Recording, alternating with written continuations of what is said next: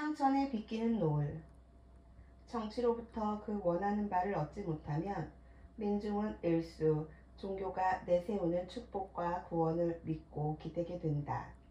그러므로 생각이 밝은 치자는 민중이 지나치게 종교에 빠져드는 것을 기뻐하지 않고, 헤아림이 깊은 식자는 오히려 그걸 근심한다.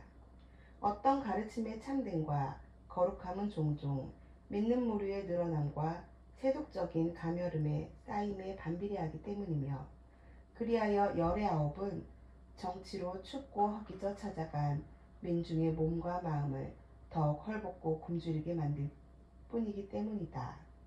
오랜 세월 사람들의 믿음과 우러름을 사온 가르침에서조차도 그 회당이나 사원이 가장 크고 화려하며 요란한 말과 몇 푼의 돈으로 구원을 사려는 무리가 가장 많을 때가 바로 그 가르침이 가장 썩고 더럽혀진 때와 일치함을 자주 볼 수 있으니, 하물며 출발부터가 세상을 속이고 사람의 눈과 귀를 홀리는 사된 가르침에 있어서랴.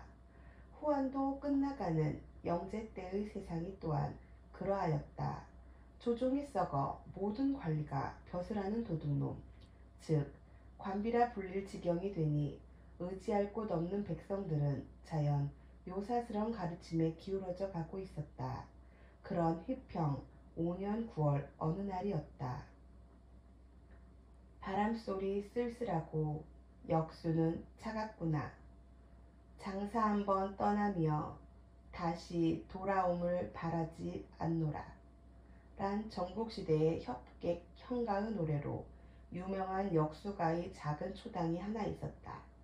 병으로 벼슬길을 물러난 선비가 은거하며 후학을 가르치던 곳으로 별채의 한 방에서는 다시 조정의 부름을 받게 된 그 선비가 아끼는 두 제자를 불러놓고 천하일을 근심하고 있었다.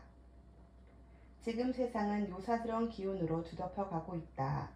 한중 지방에는 장릉, 장형, 부자로 이어지는 오두미도란 게 널리 퍼지고 있고, 중원에는 도사, 우길로부터 이른바 태평도가 마른 풀밭에 있는 불길처럼 번지고 있다.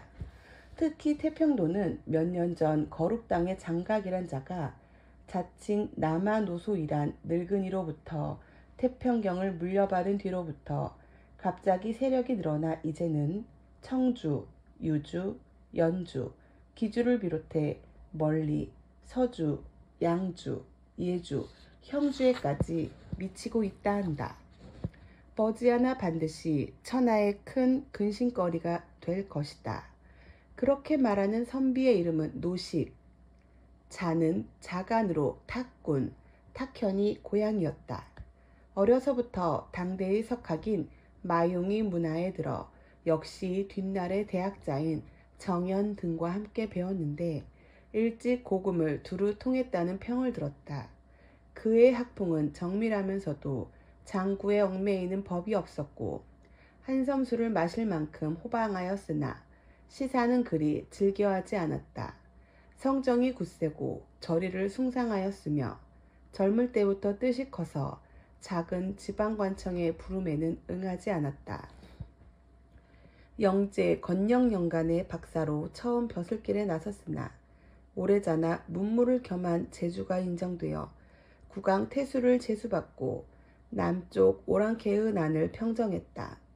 뒷날 병을 얻어 고향인 탁군으로 돌아온 그는 병이 나은 뒤에도 어지러운 조정으로 돌아가는 대신 역수가의 초당을 얽고 다시 학문에 정진하여 상서장구, 삼례해고 등의 책을 쓰는 한편 그의 명성을 듣고 원근에서 찾아오는 젊은이들을 위해 문화를 열었다.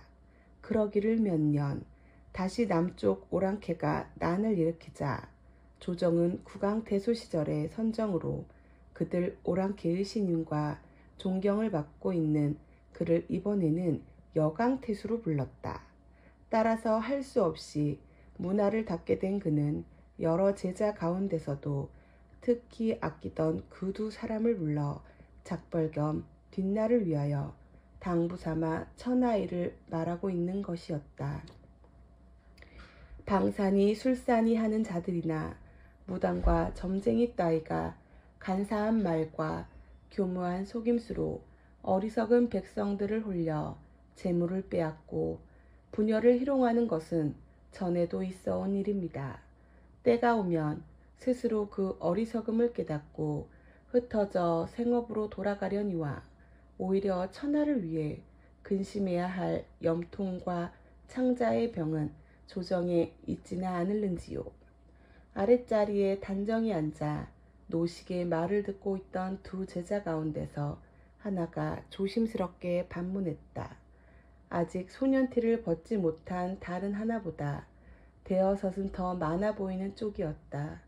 키가 8자에 첫눈에 상대방을 압도할 만큼 위엄있는 풍채였는데 그에 못지않은 것이 우렁찬 목소리였다. 스승 앞이라 낮춘다고 낮춘 것이지만 마치 깊은 굴에서 울려 나오는 호랑이의 울음이나 먼 데서 들려오는 우레소리처럼 방 안이 온통 그 울림으로 가득했다.